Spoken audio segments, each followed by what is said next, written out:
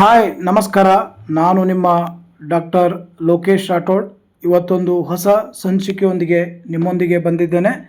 ಮಾನವ ಸಂಪನ್ಮೂಲ ನಿರ್ವಹಣೆ HRM ವಿಷಯದಲ್ಲಿ ತರಬೇತಿಯ ಮೂಲ ತತ್ವಗಳು, ಪ್ರಿನ್ಸಿಪಲ್ಸ್ ಆಫ್ ಟ್ರೈನಿಂಗ್ ಅಂತಕ್ಕಂತಹ ಒಂದು ವಿಷಯದೊಂದಿಗೆ ನನ್ನ ಚಾನಲನ್ನು ಇಲ್ಲಿವರೆಗೂ ಸಬ್ಸ್ಕ್ರೈಬ್ ಮಾಡಿಲ್ಲ ಎಂದಾದಲ್ಲಿ ಡಾಕ್ಟರ್ ಲೋಕೇಶ್ ರಾಠೋಡ್ ಅಮರ್ತ್ಯ ಸೇನ್ ಅಧ್ಯಯನ ವೇದಿಕೆ ಚಾನಲನ್ನು ಸಬ್ಸ್ಕ್ರೈಬ್ ಮಾಡಿ, ಶೇರ್ ಮಾಡಿ.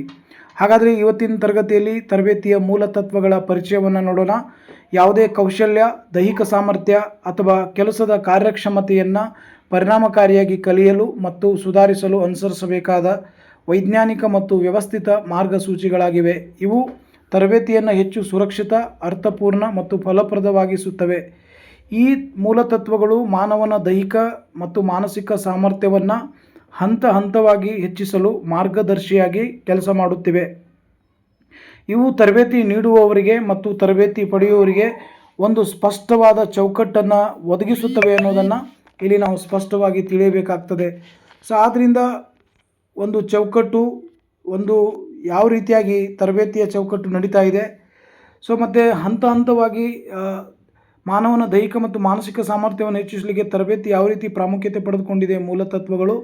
ಸೊ ಮೂಲತತ್ವಗಳು ಈ ರೀತಿಯಾಗಿವೆ: ಪ್ರವರ್ತನೆ, ಪ್ರಗತಿದಾಯಕ ಮಾಹಿತಿ, ಹೆಚ್ಚಿನ ಬೆಂಬಲಾರ್ಥವಾಗಿ, ರೂಢಿಸುವುದಕ್ಕಾಗಿ, ವೈಯಕ್ತಿಕ ಭಿನ್ನತೆಗಾಗಿ, ಭಾಗಶಃ ಮತ್ತು ಸಂಪೂರ್ಣ ತರಬೇತಿಗಳಿಗಾಗಿ, ಹೀಗೆ ಇನ್ನೂ ಹಲವಾರು ಅಂಶಗಳಿದ್ದಾವೆ ತರಬೇತಿಯ ಮೂಲತತ್ವಗಳಂತ ಹೇಳಿ ಕರಿತೀವಿ. Principles of training, there are so many principles in a training: motivations, progressive information, reinforcement, practice, individual differences, part or whole training. These and also there are so many other principles of there in a training. ತರಬೇತಿಯಲ್ಲಿ ಹಲವಾರು ರೀತಿಯ ತತ್ವಗಳನ್ನು ನಾವು ಕಾಣ್ತಾ ಇದ್ದೇವೆ. ಈ ತತ್ವಗಳು ತಮ್ಮದೇ ಆದ ಮಹತ್ವವನ್ನು ಪಡೆದುಕೊಂಡಿದ್ದಾವೆ. ಹಾಗಾದರೆ ಈ ತರಬೇತಿಯ ತತ್ವಗಳ ಬಗ್ಗೆ ಒಂದೊಂದಾಗಿ ವಿವರಣೆ ನೋಡ್ತಾ ಹೋಗೋಣ. ಸೊ ಇವು ಯಾವ ರೀತಿಯಾಗಿ ಪ್ರಾಮುಖ್ಯತೆಯನ್ನು ಪಡೆದುಕೊಂಡಿದ್ದಾವೆ, ಸೊ ತರಬೇತಿಯ ಮೂಲತತ್ವಗಳನ್ನು ಯಾಕೆ ನಾವು ಅಧ್ಯಯನ ಮಾಡಬೇಕು ಮಾನವ ಸಂಪನ್ಮೂಲ ನಿರ್ವಹಣೆಯಲ್ಲಿ, ಸೊ ಇವುಗಳಿಂದ ಏನು ಬದಲಾವಣೆಗಳನ್ನು ಕಂಡುಕೊಳ್ಳಿಕ್ಕೆ ಸಾಧ್ಯ ಇದೆ ಅನ್ನೋದನ್ನು ತಿಳ್ಕೊಳ್ಬೇಕಾದ್ರೆ ಎಲ್ಲ ಅಂಶಗಳನ್ನು ವಿವರವಾಗಿ ನಾವು ತಿಳ್ಕೊಳ್ಬೇಕಾಗತ್ತೆ. ಮೊದಲನೇ ಅಂಶ ಕಾರ್ಯಪರಿವರ್ತನೆ, ಮೋಟಿವೇಶನ್. ತನ್ನ ಉದ್ಯೋಗವನ್ನು ನೌಕರನೊಬ್ಬನು ಹೆಚ್ಚು ತೃಪ್ತಿಕರವಾಗಿ ನಿರ್ವಹಿಸಲು, ಅವರು ಹೆಚ್ಚು ವಿಷಯವನ್ನು ಕಾರ್ಯಜ್ಞಾನವನ್ನು ಕಲಿಯಲು ಪ್ರೇರೇಪಣೆ ನೀಡುವುದೇ ಕಾರ್ಯಪರಿವರ್ತನೆ. ತರಬೇತುದಾರನು ನೌಕರನಿಗೆ ತರಬೇತಿಯಿಂದ ದೊರಕಬಹುದಾದ ಹೆಚ್ಚಿನ ವೇತನ, ಹೆಚ್ಚಿನ ಹುದ್ದೆಗಳು, ಕಂಪನಿಯ ಪುನರ್ರಚನೆ, ಸ್ಥಾನಮಾನ, ಪದೋನ್ನತಿ ಮುಂತಾದ ಲಾಭಕರ ಅಂಶಗಳ ಬಗ್ಗೆ ಮನವರಿಕೆ ಮಾಡಿಕೊಟ್ಟು ಪ್ರೇರೇಪಣೆ ನೀಡಬೇಕು. ಈ ರೀತಿ ಹೆಚ್ಚಿನ ಪ್ರೇರಣೆಯಿಂದ ತರಬೇತಿ ಪಡೆದು ಅನುಭವ ಪಡೆದ ನೌಕರ ಅತ್ಯುತ್ತಮ ಸೌಕರ್ಯ ಹೇಗೆ ಪಡೆಯಬಲ್ಲ ಎಂಬುದು ತಿಳಿಯಬಹುದು. ಅದೇ ರೀತಿ ಎರಡನೇದು ಪ್ರಗತಿದಾಯಕ ಮಾಹಿತಿ, ಪ್ರೋಗ್ರೆಸಿವ್ ಇನ್ಫಾರ್ಮೇಷನ್. ತರಬೇತಿದಾರನು ಅವರಲ್ಲಿ ನೌಕರನಿಗೆ ಅವಶ್ಯವಿರುವಂತಹ ಮಾಹಿತಿ ಮಾತ್ರ ಒದಗಿಸಬೇಕು. ಅವಶ್ಯಕವಾದಂತಹ ಹೆಚ್ಚುವರಿಯಾದ ಅಥವಾ ನೌಕರನ ಇಚ್ಛೆ ಪಡೆದ ಮಾಹಿತಿ ಒದಗಿಸಿಕೊಡೋದು. ನೌಕರನಿಗೆ ಅವಶ್ಯವಿರುವ ಮಾಹಿತಿ ಮಾತ್ರ ಕೊಟ್ಟು ಅವನಿಗೆ ಹೊಸ ಕಾರ್ಯ ಚಾತುರ್ಯ ಕಲಿಸಿ ದಿನಮಾನದ ಅವಶ್ಯಕತೆಗಳಿಗೆ ಅನುಗುಣವಾಗಿ ಚತುರನಾಗಿ ಮಾಡಬೇಕಾಗ್ತದೆ.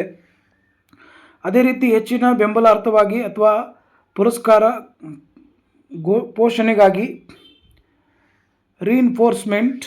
ಇದರರ್ಥ ಪುರಸ್ಕಾರ ನೀಡಿದ ತರಬೇತಿ ಅಭ್ಯರ್ಥಿಯ ಮೇಲೆ ಪರಿಣಾಮಕ್ಕಾಗಿದೆಯೋ ಅಥವಾ ಅಭ್ಯರ್ಥಿ ಹೊಸ ಕಾರ್ಯ ಚಾತುರ್ಯ ಜ್ಞಾನವನ್ನು ಪಡೆದಿದ್ದಾನೆ ಎಂಬುದನ್ನು ಕಂಡುಹಿಡಿದು ಅಂತಹ ಅಭ್ಯರ್ಥಿಗಳಿಗೆ ಯೋಗ್ಯ ಪುರಸ್ಕಾರ ಬೆಂಬಲಾರ್ಥವಾಗಿ ಕೊಡಬೇಕಾಗುತ್ತದೆ. ಈ ಪುರಸ್ಕಾರ ಕೊಡುವಲ್ಲಿ ಎರಡು ರೀತಿಯ ವಿಧಗಳಿದ್ದಾವೆ.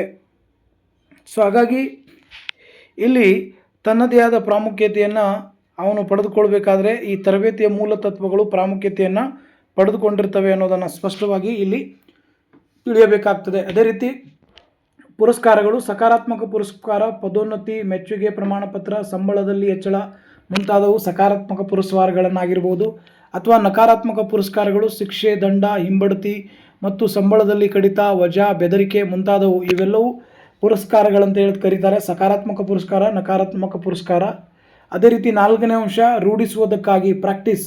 ತರಬೇತಿಯನ್ನು ಪರಿಣಾಮಕಾರಿಯಾಗಿ ಮಾಡಲು ತರಬೇತಿ ಅವರಲ್ಲಿ ಸೊ ರೂಢಿ ಮಾಡಿಸುವ ಕ್ರಮ ಅತ್ಯವಶ್ಯಕ. ಇಲ್ಲಿ ಯಾವ ವಿಧದ ರೂಢಿಯನ್ನು ಅಭ್ಯರ್ಥಿಗಳಿಗೆ ಕೊಡಬೇಕೆಂಬ ಪ್ರಶ್ನೆ ಬರುತ್ತದೆ.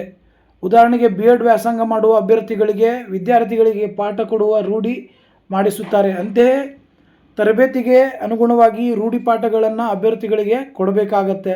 ಹಾಗಾಗಿ ಇಲ್ಲಿ ರೂಢಿಸುವುದಕ್ಕಾಗಿ ನಾವೇನು ಮಾಡಬೇಕಾಗತ್ತಂದರೆ ತರಬೇತಿಯನ್ನು ಕೊಡಬೇಕಾಗತ್ತೆ. ಆದ್ದರಿಂದ ತರಬೇತಿಯ ಮೂಲತತ್ವ ಅಂತ ನಾವು ಹೇಳಬಹುದು ರೂಢಿಸುವುದಕ್ಕಾಗಿ ಅಂತಕ್ಕಂಥದ್ದು. ಹಾಗಾಗಿ ತರಬೇತಿ ಹಲವಾರು ರೀತಿಯ ತತ್ವಗಳನ್ನು ಒಳಗೊಂಡಿದ್ದಾವೆ. ಆ ತತ್ವಗಳ ಮೂಲಕ ಅನೇಕ ಬದಲಾವಣೆಗಳನ್ನು ಒಂದು ಉದ್ಯಮ ಸಂಸ್ಥೆಯಲ್ಲಿ ಅಥವಾ ಒಬ್ಬ ನೌಕರನ ಸಾಮರ್ಥ್ಯದಲ್ಲಿ ಬದಲಾವಣೆಗಳನ್ನು ತರಲಿಕ್ಕೆ ಈ ಮೂಲ ತತ್ವಗಳು ಕಾರಣವಾಗ್ತವೆ ಅನ್ನೋದನ್ನು ಗಮನಿಸಬೇಕಾಗ್ತದೆ. ಅದೇ ರೀತಿ ಮುಂದುವರೆದ ಭಾಗದಲ್ಲಿ ನೋಡೋದಾದರೆ 5ನೇ ಅಂಶ ವೈಯಕ್ತಿಕ ವ್ಯತ್ಯಾಸಗಳು ಅಥವಾ ಭಿನ್ನತೆಗಳು, ಇಂಡಿವಿಜುವಲ್ ಡಿಫರೆನ್ಸಸ್. ತರಬೇತಿ ಅವನಲ್ಲಿ ಅಭ್ಯರ್ಥಿಗಳಲ್ಲಿ ಅನೇಕ ಬಗೆಯ ವ್ಯತ್ಯಾಸಗಳು ಕಂಡುಬರುತ್ತವೆ. ತರಬೇತಿದಾರರು ವೈಯಕ್ತಿಕ ತರಬೇತಿ ನೀಡುವುದು ಅಥವಾ ಗುಂಪು ತರಬೇತಿ ನೀಡುವುದು ಎಂಬುದನ್ನು ನಿರ್ಧರಿಸಬೇಕು. ಗುಂಪು ತರಬೇತಿ ಸಮಯ ಮತ್ತು ಆರ್ಥಿಕವಾಗಿ ಮಿತವ್ಯಯದ್ದಾಗಿ ವ್ಯವಸ್ಥಾಪಕ ಮಂಡಳಿಯವರಿಗೆ ಲಾಭದಾಯಕವಾಗುತ್ತದೆ. ಆದರೆ ಗುಂಪು ತರಬೇತಿಯಲ್ಲಿ ಅಭ್ಯರ್ಥಿಗಳ ಜ್ಞಾನ ಗ್ರಹಣ ಶಕ್ತಿ ಭಿನ್ನಾಭಿಪ್ರಾಯ ಕೆಲವೊಂದು ಅಭ್ಯರ್ಥಿಗಳ ಉಳಿದ ಅಭ್ಯರ್ಥಿಗಳಿಗಿಂತ ಪ್ರತಿಭಾವಂತರಾಗಿರುತ್ತಾರೆ. ಆದ್ದರಿಂದ ಅಭ್ಯರ್ಥಿಗಳ ವೈಯಕ್ತಿಕ ಜಾಣ್ಮೆ ಗ್ರಹಣ ಶಕ್ತಿಗಳಿಗನು ಅನುಗುಣವಾಗಿ ತರಬೇತಿಯ ಕಾರ್ಯಕ್ರಮಗಳನ್ನು ಹೊಂದಿಸಬೇಕಾಗ್ತದೆ. ಅದೇ ರೀತಿ 6ನೇ ಅಂಶ ಭಾಗಶಃ ಮತ್ತು ಸಂಪೂರ್ಣ ತರಬೇತಿ, part and versus whole training. ತರಬೇತಿಯನ್ನು ಭಾಗಶಃ ಕೊಡಬೇಕು ಅಥವಾ ಸಂಪೂರ್ಣವಾಗಿ ಕೊಡಬೇಕು ಎನ್ನುವುದು ಅಭ್ಯರ್ಥಿ ಕೈಗೊಳ್ಳುವ ಉದ್ಯೋಗವನ್ನು ಅವಲಂಬಿಸಿದೆ. ಅಂದರೆ ಉದ್ಯೋಗವು ಸಂಕೀರ್ಣಮಯವಾಗಿದ್ದರೆ ತರಬೇತಿ ಮತ್ತು ಕಲಿಕೆ ತುಸು ಹೆಚ್ಚು ಕಾಲವನ್ನು ತೆಗೆದುಕೊಳ್ಳುತ್ತೆ. ಇಂಥ ಸಂದರ್ಭದಲ್ಲಿ ಉದ್ಯೋಗದ ಬೇರೆ ಬೇರೆ ಭಾಗಗಳ ಜ್ಞಾನವನ್ನು ಬೇರೆ ಬೇರೆಯಾಗಿ ಭಾಗಶಃ ತರಬೇತಿ ಕೊಡುತ್ತಾ ಹೋಗುವುದು ಹೆಚ್ಚು ಸಮಂಜಸವೆನಿಸುತ್ತದೆ. ಒಟ್ಟಾರೆಯಾಗಿ ಸಾಮಾನ್ಯವಾಗಿ ತರಬೇತಿಯು ಜ್ಞಾನದಿಂದ ಅಜ್ಞಾನದ ಕಡೆಗೆ ಅಂದರೆ ಪರಿಚಿತ ವಿಷಯದಿಂದ ಪ್ರಾರಂಭಗೊಂಡು ಅಪರಿಚಿತ ವಿಷಯದ ಕಡೆಗೆ ಸಾಗುತ್ತಾ ಇರುತ್ತದೆ. ಅಂತೆಯೇ ಸರಳ ವಿಷಯದಿಂದ ಹೆಚ್ಚು ಕಠಿಣ ವಿಷಯದ ಕಡೆಗೆ ಭಾಗವಾಗಿ ಅಭ್ಯಸಿಸುತ್ತಾ ಹೋಗುವುದು. ಹಾಗಾಗಿ ಭಾಗಶಃ ಮತ್ತು ಸಂಪೂರ್ಣ ತರಬೇತಿ ಇದು ತರಬೇತಿಯ ಒಂದು ಪ್ರಮುಖವಾಗಿರ್ತಕ್ಕಂಥ ಒಂದು ಮೂಲತತ್ವವಾಗಿದೆ ಅನ್ನೋದನ್ನು ಇಲ್ಲಿ ನಾವು ಗಮನಿಸಬೇಕಾಗತ್ತೆ. ಹೀಗೆ ಹಲವಾರು ರೀತಿಯ ಮೂಲತತ್ವಗಳನ್ನು ಒಳಗೊಂಡಿದೆ. ಅದೇ ರೀತಿ ಮುಂದುವರೆದ ಭಾಗದಲ್ಲಿ ಇದಕ್ಕೆ ಪ್ರತಿಯಾಗಿ ಒಂದು ವೇಳೆ ಉದ್ಯೋಗ ಸಂಕೀರ್ಣಮಯವಿಲ್ಲದಿದ್ದರೆ, ಕಠಿಣವಿಲ್ಲದೆ ಸರಳವಾಗಿದ್ದರೆ ಸಂಪೂರ್ಣ ತರಬೇತಿಯನ್ನು ಆಯ್ದುಕೊಳ್ಳಬೇಕಾಗತ್ತೆ. 7ನೇ ಅಂಶ ಸ್ಪಷ್ಟ ಉದ್ದೇಶಗಳು.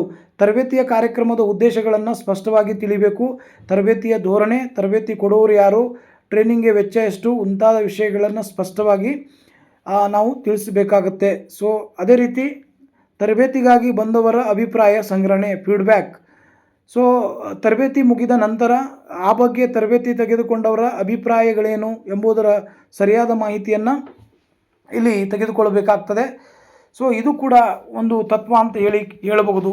ಅದೇ ರೀತಿ ಮುಂದುವರೆದ ಭಾಗದಲ್ಲಿ ನೋಡೋದಾದರೆ ಸ್ಪಷ್ಟತೆ ಮತ್ತು ನಿರ್ದಿಷ್ಟತೆಯ ತತ್ವ. ನಿಮ್ಮ ಗುರಿ ಏನೆಂಬುದನ್ನು ಸ್ಪಷ್ಟವಾಗಿ ಅರ್ಥ ಮಾಡಿಕೊಳ್ಳುವುದು, ನಿರ್ದಿಷ್ಟ ಕೌಶಲ್ಯ ಅಥವಾ ಗುರಿಗಳನ್ನು ತಲುಪಲಿಕ್ಕೆ ಅದಕ್ಕೆ ತಕ್ಕಂತೆ ತರಬೇತಿ ನೀಡುವುದು ಮುಖ್ಯ ಆಗಿರ್ತದೆ. ಹಾಗಾಗಿ ಇದು ಕೂಡ ಒಂದು ಮೂಲ ತತ್ವ ಅಂತ ಹೇಳಬಹುದು. ಅತಿಯಾದ ಹೊರೆಯ ತತ್ವ. ಕೌಶಲ್ಯ ಅಥವಾ ಸಾಮರ್ಥ್ಯವನ್ನು ಹೆಚ್ಚಿಸಲು ದೇಹ ಅಥವಾ ಮನಸ್ಸಿನ ಸಾಮರ್ಥ್ಯಕ್ಕಿಂತ ಸ್ವಲ್ಪ ಹೆಚ್ಚಿನ ಮಟ್ಟದ ಒತ್ತಡ ಅಥವಾ ಶ್ರಮವನ್ನು ನಾವು ಇಲ್ಲಿ ನೀಡಬೇಕಾಗ್ತದೆ. ಇದು ಕೂಡ ತರಬೇತಿಯ ಒಂದು ಮೂಲ ತತ್ವವಾಗಿದೆ ಅನ್ನೋದನ್ನು ಈ ಮೂಲಕ ಗಮನಿಸಬೇಕಾಗ್ತದೆ. ಹೀಗೆ ತರಬೇತಿ ಅಂತಕ್ಕಂಥದ್ದು ಹಲವಾರು ರೀತಿಯ ಮೂಲ ತತ್ವಗಳನ್ನು ಒಳಗೊಂಡಿದೆ. ಆ ಮೂಲ ತತ್ವಗಳು ಒಬ್ಬ ನೌಕರ ಯಾವ ರೀತಿಯಾಗಿ ತರಬೇತಿಯನ್ನು ಹೊಂದಬೇಕು, ತರಬೇತಿಯನ್ನು ಹೊಂದುವ ಸಂದರ್ಭದಲ್ಲಿ ಯಾವ ರೀತಿಯ ನಿಯಮಗಳನ್ನು ಪಾಲಿಸಬೇಕು ಅಂತಕ್ಕಂಥದ್ದನ್ನು ತಿಳಿಸ್ಕೊಡ್ತದೆ. ಒಟ್ಟಾರೆಯಾಗಿ ಉಪಸಂಹಾರವನ್ನು ಒಟ್ಟಾರೆಯಾಗಿ ಹೇಳುವುದಾದರೆ ಪರಿಣಾಮಕಾರಿ ತರಬೇತಿಯು ಕಲಿಯುವವರಲ್ಲಿ ಸಕಾರಾತ್ಮಕ ವರ್ತನೆ ಬದಲಾವಣೆ ತಂದು ಸಂಸ್ಥೆಯ ಮತ್ತು ವ್ಯಕ್ತಿಯ ಒಟ್ಟಾರೆ ಯಶಸ್ಸಿಗೆ ಬಲವಾದ ಅಡಿಪಾಯವನ್ನು ಹಾಕುತ್ತದೆ. ತರಬೇತಿಯ ಮೂಲ ತತ್ವಗಳು ವ್ಯಕ್ತಿಯ ವೈಯಕ್ತಿಕ ಮತ್ತು ವೃತ್ತಿಪರ ಬೆಳವಣಿಗೆಯನ್ನು ಹೆಚ್ಚಿಸಲಿಕ್ಕೆ, ಕೌಶಲ್ಯಗಳನ್ನು ಅಭಿವೃದ್ಧಿಪಡಿಸಲು ಮತ್ತು ಉತ್ಪಾದಕತೆಯನ್ನು ಗರಿಷ್ಠಗೊಳಿಸಲಿಕ್ಕೆ ನೆರವಾಗುತ್ತೆ ಅನ್ನೋದನ್ನು ಇಲ್ಲಿ ನಾವು ಸ್ಪಷ್ಟವಾಗಿ ತಿಳಿಬೇಕಾಗ್ತದೆ. ಹಾಗಾಗಿ ತರಬೇತಿ ಅಂತಕ್ಕಂಥದ್ದು ಬಹಳಷ್ಟು ಪರಿಣಾಮಕಾರಿಯಾಗಿ ತರಬೇತಿ ಕಲಿಯುವವರಲ್ಲಿ ಸಕಾರಾತ್ಮಕ ವರ್ತನೆಯಲ್ಲಿ ಬದಲಾವಣೆ ತೆಗೆದುಕೊಂಡು ಬಂದು ಸಂಸ್ಥೆ ಮತ್ತು ವ್ಯಕ್ತಿಯ ಒಟ್ಟಾರೆ ಯಶಸ್ಸಿನ ಬಲವಾದ ಅಡಿಪಾಯವನ್ನು ಹಾಕಲಿಕ್ಕೆ ಸಾಧ್ಯವಾಗುತ್ತೆ ಅನ್ನೋದನ್ನು ಇಲ್ಲಿ ನಾವು ತಿಳಿಯಬೇಕಾಗುತ್ತೆ. ಹೀಗೆ ನಾನು ಮಾಡಿರುವಂಥ ಕ್ಲಾಸ್ ನಿಮಗೆ ಇಷ್ಟವಾಗಿದ್ದರೆ ಇಲ್ಲಿವರೆಗೂ ನನ್ನ ಚಾನಲನ್ನು ಸಬ್ಸ್ಕ್ರೈಬ್ ಮಾಡಿಲ್ಲ ಎಂದಾದಲ್ಲಿ ಡಾಕ್ಟರ್ ಲೋಕೇಶ್ ರಾಠೋಡ್ ಅಮರ್ತ್ಯ ಸೇನ್ ಅಧ್ಯಯನ ವೇದಿಕೆ ಚಾನಲನ್ನು ಸಬ್ಸ್ಕ್ರೈಬ್ ಮಾಡಿ, ಶೇರ್ ಮಾಡಿ, ಕಮೆಂಟ್ ಮಾಡಿ. ಹೀಗೆ ಮುಂಬರುವ ದಿನಮಾನಗಳಲ್ಲಿ ಹೀಗೆ ಹೊಸ ಹೊಸ ಕ್ಲಾಸ್ಗಳನ್ನು ನನ್ನ ಯೂಟ್ಯೂಬ್ ಚಾನಲ್ ಮೂಲಕ ಮಾಡ್ತಾ ಇದ್ದೇನೆ. ನಾನು ಮಾಡಿರುವಂಥ ಕ್ಲಾಸ್ ಎಲ್ರಿಗೂ ಇಷ್ಟವಾಗಿದ್ದರೆ ಮತ್ತೊಬ್ಬರಿಗೂ ಶೇರ್ ಮಾಡಿ. ಎಲ್ರಿಗೂ ಒಳ್ಳೆಯದಾಗಲಿ. ಧನ್ಯವಾದಗಳು.